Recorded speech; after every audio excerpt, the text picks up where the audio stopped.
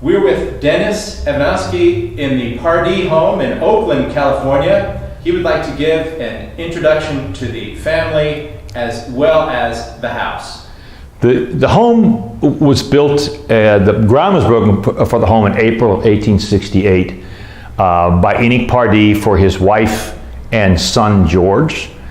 Enoch had come here and to Oakland at first to look around for some property with a friend, and he was at first introduced to some property to a place that later became Berkeley. And over in Berkeley we have Pardee Street for a reason, because that's the first place that he was going to build a home.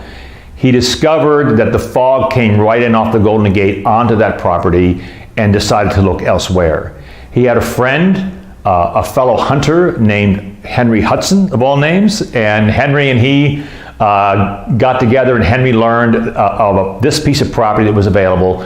It's the home is, excuse me, I'm going to be using some of my notes, so I just want to tell you the home that we're in is very large for the time, 6,500 square feet. And the property that the home is on is 30,000 square feet. And Enoch found a very prestigious architectural firm of Hoagland and Newsom from San Francisco to design and build the home, and it cost Enoch a whopping $18,000 for the whole deal, for the property, for the home, to pay the architect, and everything, $18,000. Construction was begun, ground was broken April 1868. The family moved in sometime in the fall of 1869, as late as October 1869. Interestingly, while the construction was going on, the Great San Francisco earthquake struck September 21st, 1868. And it was the Great San Francisco earthquake until the 1906 earthquake struck on April 18th of 1906. So they had a little bit of worry here about the earthquake, but the house was built, the family moves in. George, the young governor at the time, he's 13 years old, and mom and dad move in, and sadly around maybe a month or two after they moved in on November 1st, or a year after they moved in rather, on November 1st, 1870, Mary passes away in the room upstairs. And so I'd like to introduce you to Enoch, and we could do that next. Behind me on the wall is a portrait of Enoch Pardee, who is a patriarch of the Oakland branch of the Pardee family. And I say the Oakland branch because the family traces its roots all the way back to Taunton, England during the English Civil War. And because he was wounded and because the family was afraid that something else might happen to George Pardee in Taunton, they sent George to New Haven, Connecticut.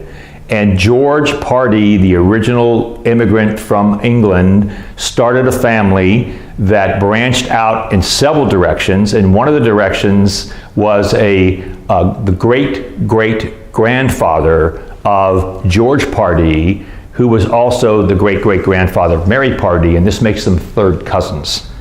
And so, like the Roosevelts, Enoch and Mary met.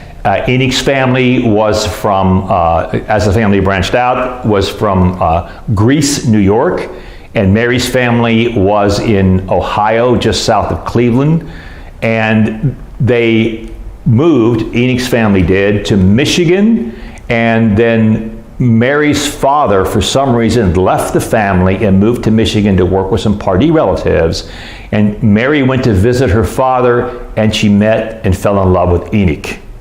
Enoch had a problem with his eyes, and the problem was when you blinked your eyes all the time, if you can imagine, it's like you had sand in your eyes. Very, very uncomfortable, very disturbing. He met an eye doctor in Michigan who cured him of this, and inspired by this, Enoch spent the rest of his life as an eye doctor. Originally as an oculist and an aurist, which simply meant you treated the eye, the oculus is the eye and the aurist is the ear. without your MD, and later on we're going to learn that Enoch got his MD in about 1865 at Rush College in Chicago. But Enoch moved to California. His doctor told him he needed to get out of the climate of Michigan to make better for his health, and he went to the Yuba River and began mining gold, and he did very well. And then he was able to pay somebody to mine gold for him under contract. Then he took some of that money, he invested it with his friends on some property along the Sacramento River. Then he moved into Marysville and worked there as an alchemist and an artist for a while. And the Feather and Yuba River come there at Marysville quite strongly, and the town always flooded, and he got a little bit tired of the flooding, so he decided to move to San Francisco. And he did. He bought a property with a partner on Portsmouth Square. Downstairs, a doctor's office, upstairs, living quarters. 1855, finally, he was able to invite Mary to come to join him in San Francisco. Gracing the wall on the other side of the fireplace is a portrait of Mary that, and it's no mistake. The portraits look very same. They were done by the same artist. And Enoch had a daguerreotype of Mary, and he gave the artist the daguerreotype, and he painted Mary's picture. When Mary came to San Francisco in 1855, he had a surprise for her, namely the matching photos, matching paintings rather. And they no doubt hung these paintings as they got settled into Portsmouth Square upstairs from the office. 2 years later, in 1857, June 25th, 1857, the governor was born, George was born, their only child, and they decided to move up the hill. All we know is this is 1857 now, there were no addresses, the mailman didn't come, and somewhere up on Sacramento Street near Nob Hill, they moved there.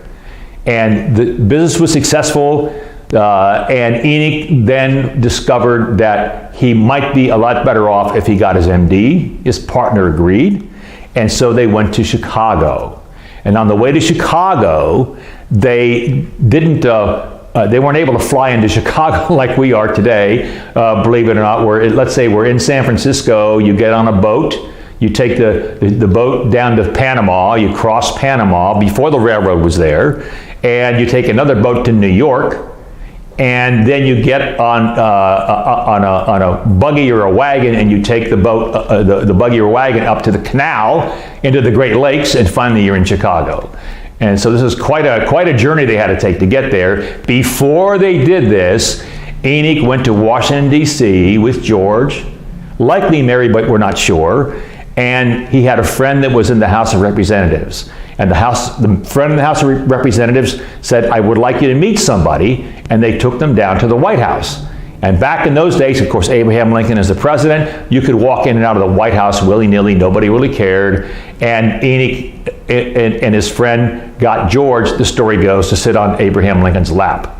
Now, later on, George was asked, does he remember sitting on Abraham Lincoln's lap? And he doesn't. He says, I was only 4 or 5 years old at the time, so I don't really remember. And so this was the story of George, the later governor of California, sitting on Abraham Lincoln's lap. We're not really sure that he sat on his lap, but we know that he did meet President Lincoln. The family went on to Chicago. George attended Rush Medical School, which is the school itself is still there, still in existence.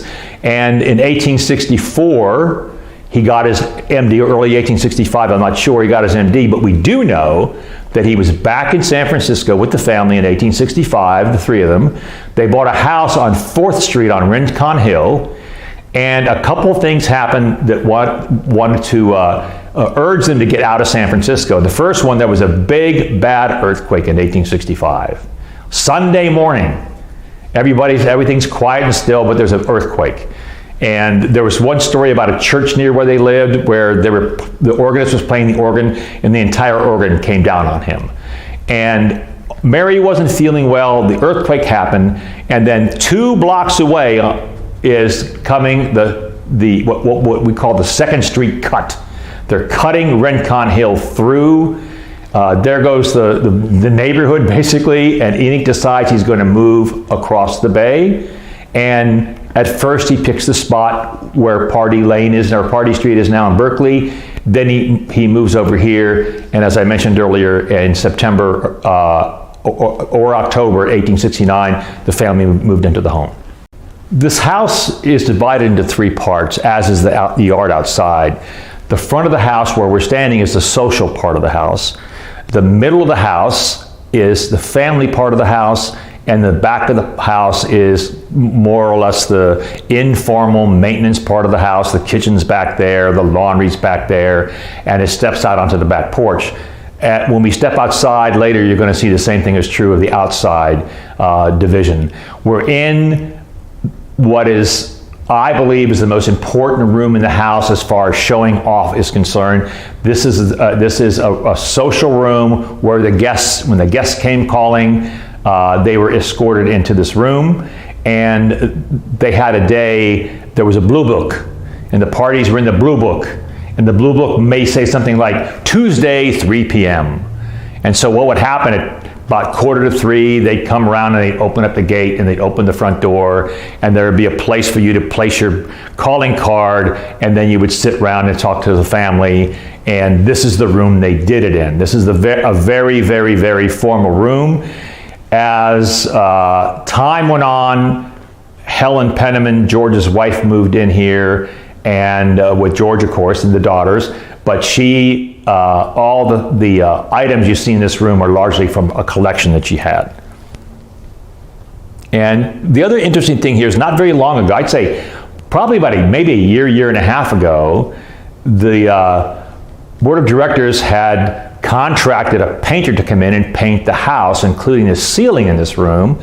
And the story goes that I got was the painter was a little bit worried because he had poked a hole in the ceiling. And when he poked that hole, he saw color. And so he undid, let's say, part of the ceiling so people could see what the color was. And they discovered this wonderful decoration on the ceiling that dates to the house in 1869. And the board decided, let's take the ceiling out, the dropped ceiling out that was probably put in about 1850. And we now are looking at unfinished ceiling that absolutely dates back to the house in 1869. And we also think that there were other ceilings in this house that looked like this, likely the family social room on the other side of the hallway here, likely perhaps the living room, and perhaps even the family room, which we'll all visit in turn. When you entered the house any time of the day, you didn't need a calling card to come in to get into this room, which is on the right-hand side of the entrance hallway. This is a family and social room, and this is where the family would come, and if they had friends come to visit, and the friends weren't too intimately involved with the family, this is where they would come in and visit with their friends. Behind me here is a grand piano that came, or rather a piano, not a grand piano, but a piano that came around the horn with Helen Penniman's family. And then a lot of this furniture was later collected by Helen. Some of this furniture belonged to Helen's family. And this is a room that also has an interesting doorway that opens up to the family room, the private family room in the back of the house. So again, you have the social part of the house where we are now, you have the family part of the house, but this room was intimate enough that they could open the door and then allow people to go back and forth into the intimate family room, into the social family room. Two of my favorite objects in this social room are the paintings that are hanging on the wall. If you look very closely, you'll see they almost look alike, like they're twins. If you look even closer, you'll see that the painting on the right is older. The man in the painting is older than the man in the painting on the left, and that's because the painting on the right is Enoch Pardee and George Pardee, and they look so much alike because when this painting was done in 1881, these were Republicans, and all the Republican men all wore beards. One of my favorite stories about this idea of how much similar they looked was when George graduated from Cal, he was a valedictorian, which meant he had to give a speech. George was nervous. Enoch said to George, "Son, if you get nervous, let me know. I'll give the speech." and no one will know the difference. Behind me on the wall is a painting that was done with Helen, George's wife. Probably her sister Marietta had a hand in doing it, and it's a photograph that was, I want to say, colored in by these ladies, and it's 3 of George and Helen's daughters. But before I talk about the daughters, we need to describe what happened to the family from the time that George was 12 years old and the family moved in until George moved in later with his own family. And what happened was, in November of 1870, Mary passed away.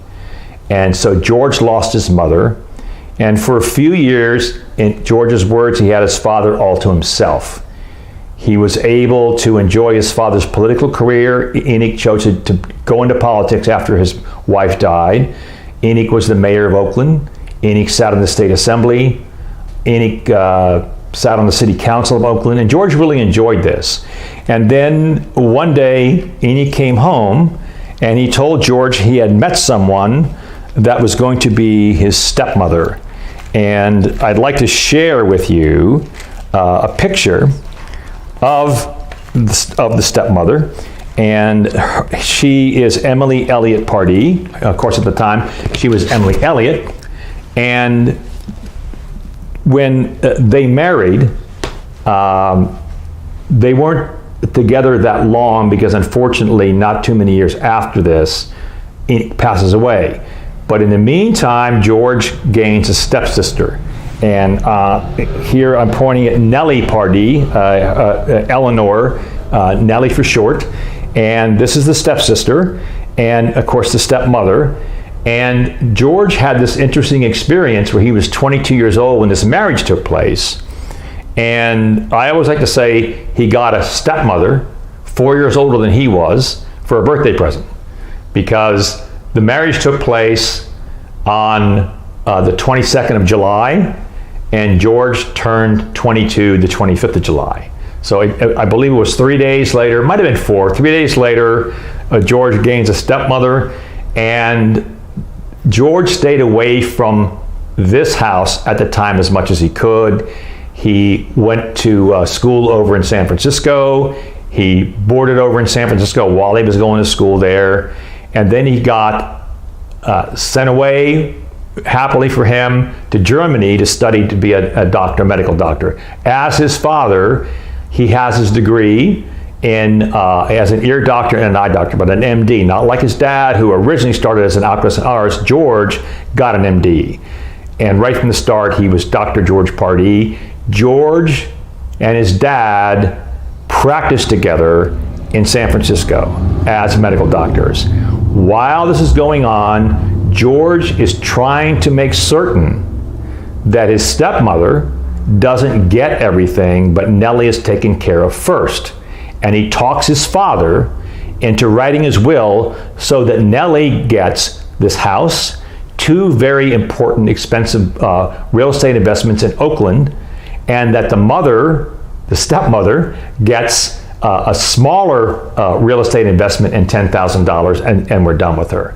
Unfortunately, not too long after the will is done and drawn up, Enoch passes away, and he gets to see, it's a happy time before he dies, right before he dies, because there's a story about how the family came over. George had married Helen Penniman. They were living over in what is now East Oakland, and on what is now 10th Avenue, and they came over to visit him, and so he was very happy to see them.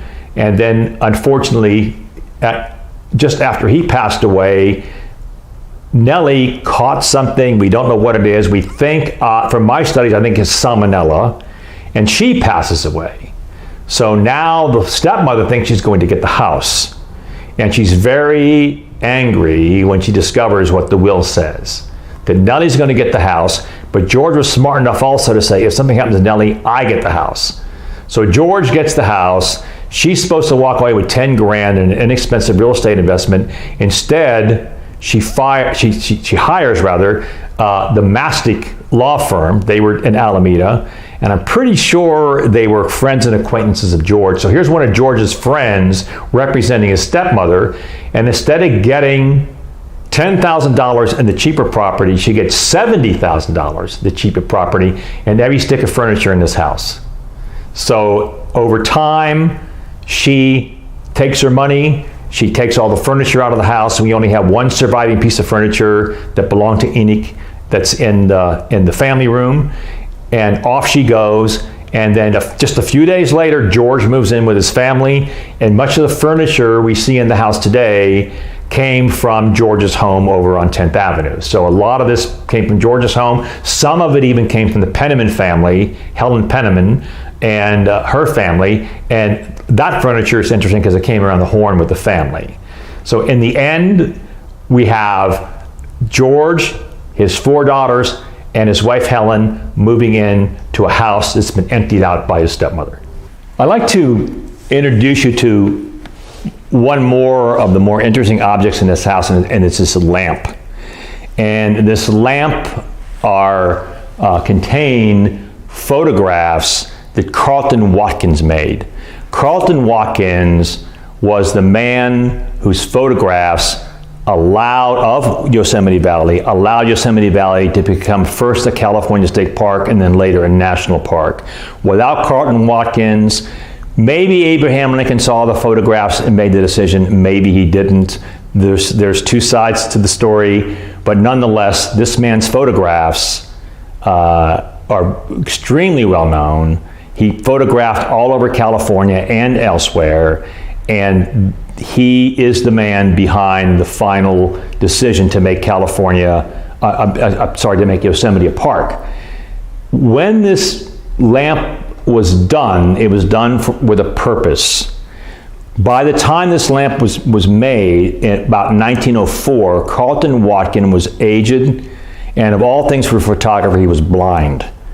And he was living with his wife in a building down on 9th and Mission Street, and in that same building were all of his equipment, all of his glass plate negatives, everything that had to do with his photography, all in the same residence with them.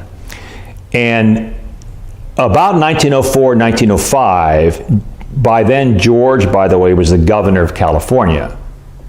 George met with Carleton Watkins' son, Collis, and a couple of other Watkins friends. And George, as governor, decided that it's time for the state to own all of these negatives, the cameras, and everything that belonged to this very, very famous man. Competing with this idea and making it even more urgent was that Stanford University also wanted to have everything that I just mentioned. And so the competition more or less went back and forth. The bottom line, I think, was Stanford was finally going to get the collection instead of the state of California. Had the state of California gotten the collection, they were at first going to just store it up at Fort Sutter at what was then outside of San Francisco, outside of Sacramento rather. But unfortunately, the October 18th, 1906 earthquake intervened. And not only did the earthquake shake the building where Watkins was living and destroyed everything that was glass, not very, very far away, maybe 4 or 5 blocks away, the ham and eggs fire broke out. And the ham and eggs fire is called a ham and eggs fire because there was a man or a woman cooking breakfast. The flue was blocked in their chimney because of the earthquake, and the fire spread throughout this wooden building, and all the firemen could do was stand and watch. That fire spread from where it started down into the Civic Center and across the way to Carleton's buildings and just destroyed and damaged everything.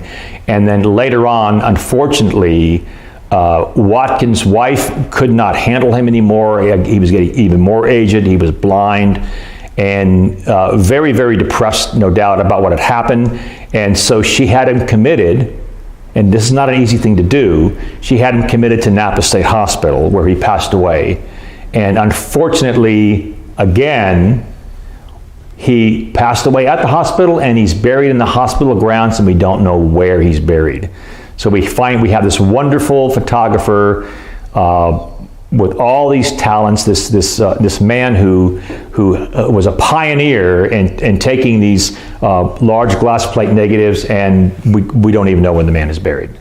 We're in the family's dining room now, and the furniture in here, including this massive piece of furniture in the back, has a very interesting story because it did not belong to the Pardees until it was acquired in an auction by a family friend, and it doesn't have what's interesting on the chairs. The chairs have a big B instead of a P on them, and the backs of the chairs.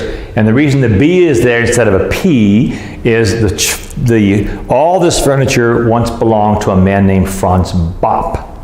Franz Bopp was connected to the German consulate in the city of San Francisco, and the story goes, when 1918 came and the war was over, Franz and a few of his friends didn't necessarily want to see the war end on the West Coast. And so because of this, they say, Franz got arrested. He was put in Alcatraz and sat in Alcatraz till he was deported.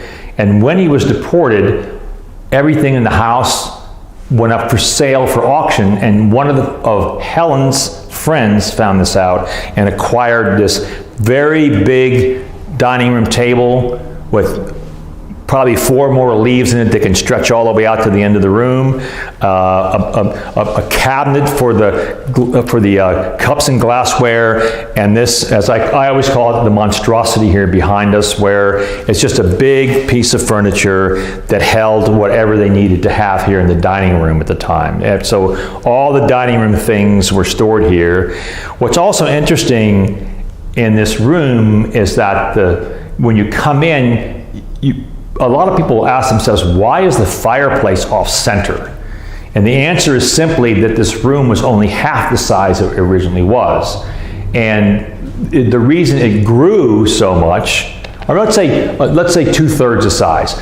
The reason it grew so much is that they put an addition on the house purportedly to help support all the bathroom and things upstairs and all the equipment they needed to put bathrooms. By the way, you should know, even though as hard as it is to believe, that you have this home built in 1869, and until about 1909, 1910 didn't have indoor plumbing.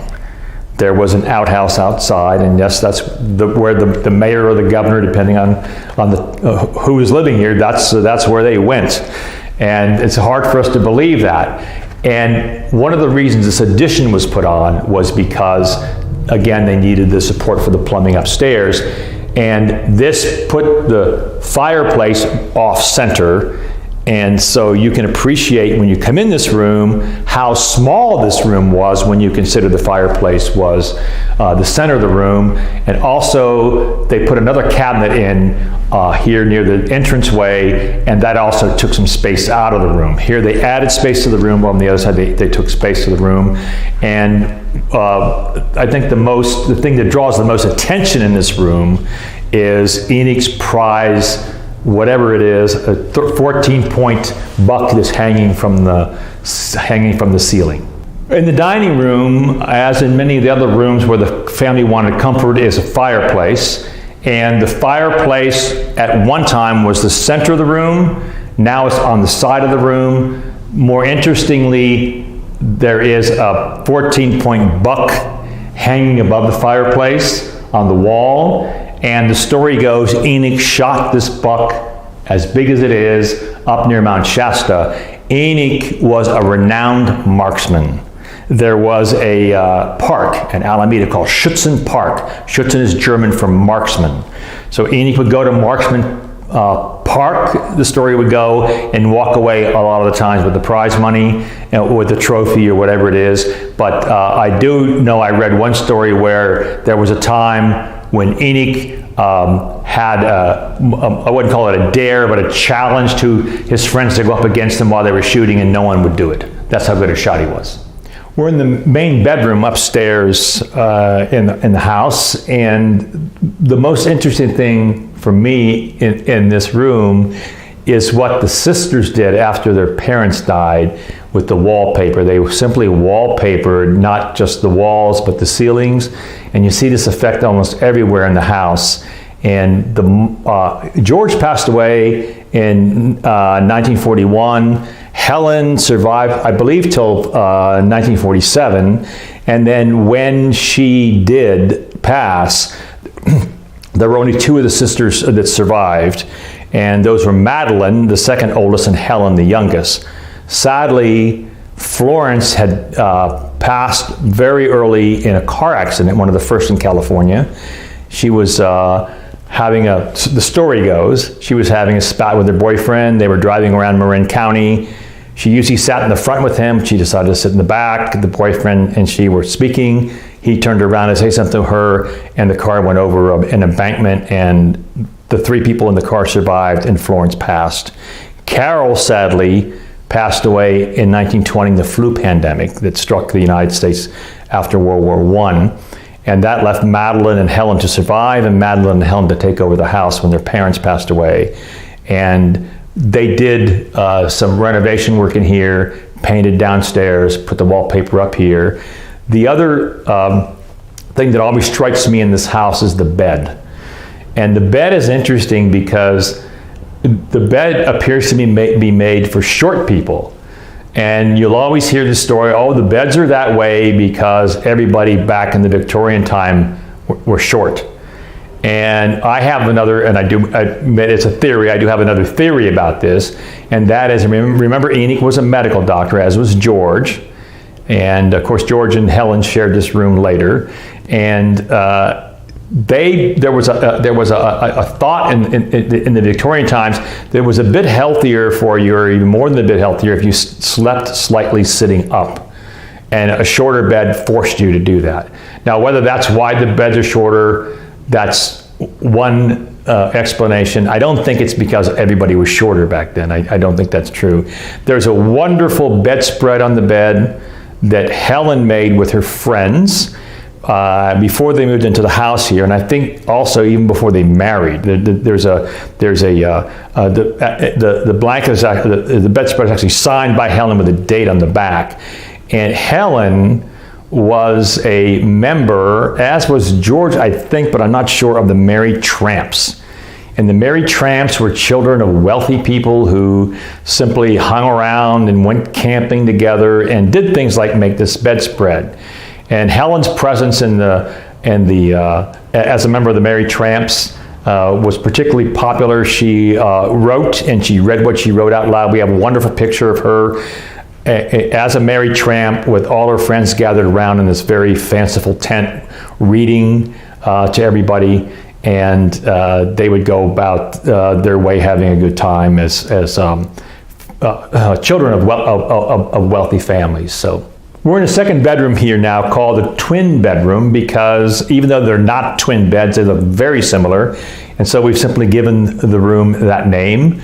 And once again, the sisters and their wallpaper got too much wallpaper and went to town and wallpapered everything that they could. So there's wallpaper on the walls and on the ceilings and every place else.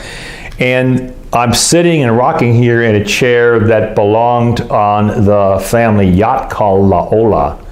And so this is an interesting room. I have to say, however, I have something on my lap, which is my absolute most favorite thing in the whole house. And that is something called a chap record. And this is Carol Pardee.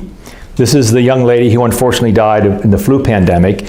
And she kept a record of the men she met, and with very interesting descriptions of them. And I want to share a couple with you.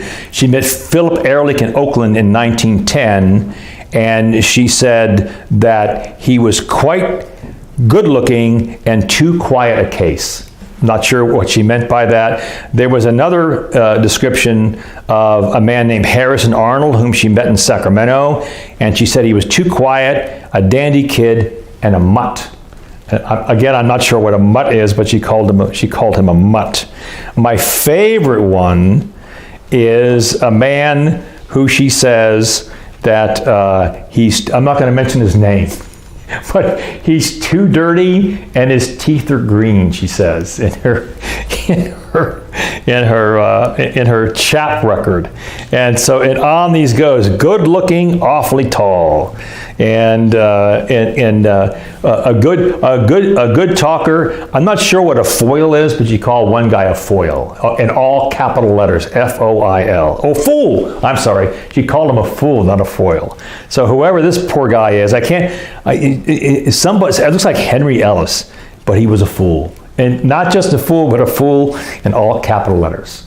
I'm standing down in what originally was a sleeping porch for the master bedroom. The house has some sleeping porches. This one in particular was for a mom and dad if it got too hot in the bedroom or uncomfortable in the bedroom, or they want to set out and enjoy the evening. Instead of going outside, they could just step outside onto a sleeping porch, and they're outside, the evening air is all around them. This particular sleeping porch was enlarged later and to accommodate one of the bathrooms that they made for the house. This house had no working plumbing until George and the family returned from the governor's mansion. Today we call it the old governor's mansion in Sacramento. And one of the things that everybody enjoyed, the four girls and Helen and George, was the fact that that house had indoor plumbing, unlike this house. As soon as they came back, they put indoor plumbing in. So around George returned here when he saw he had lost the election in November of 1906, and so probably the end of November, maybe the beginning of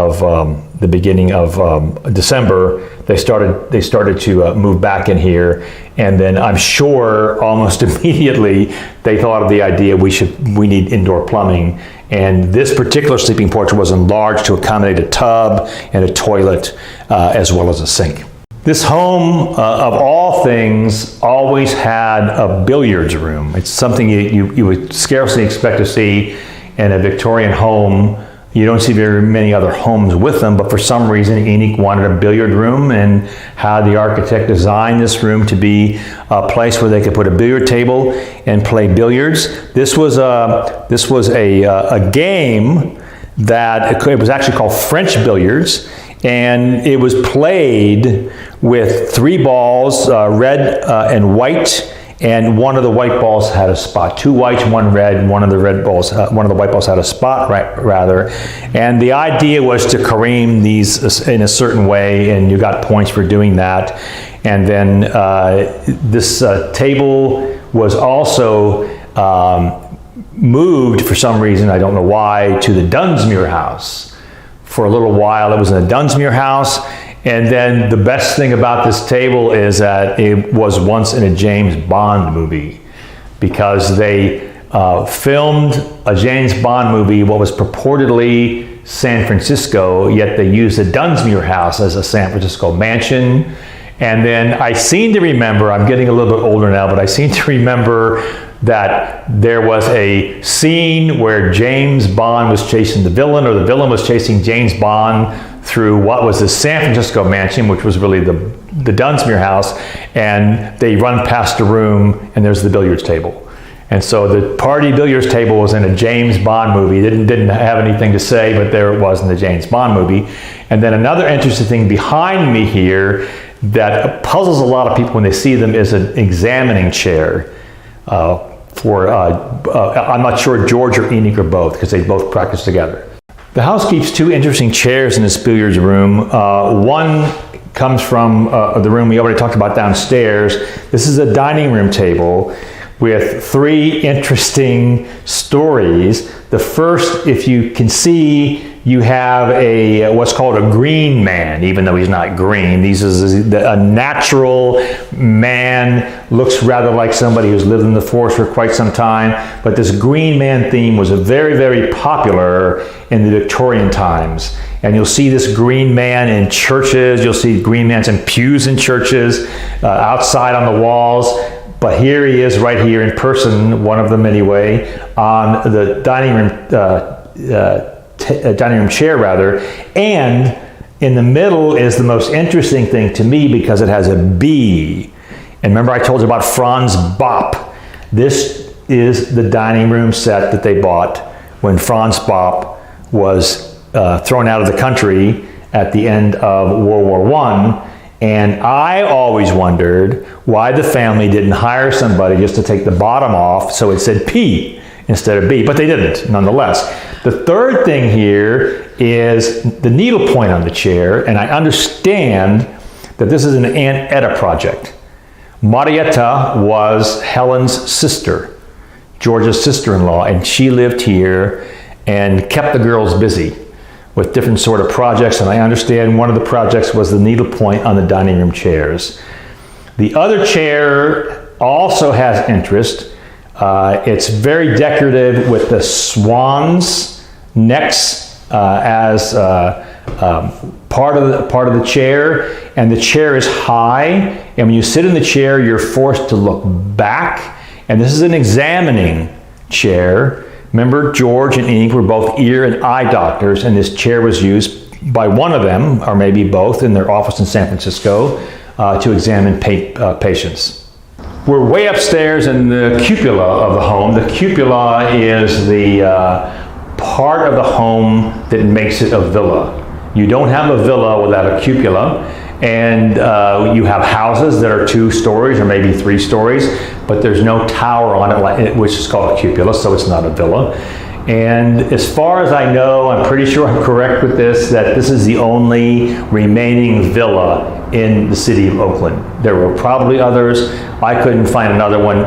The cupola was a little more than a status symbol, making it making the home into a villa. It was also an air conditioning unit.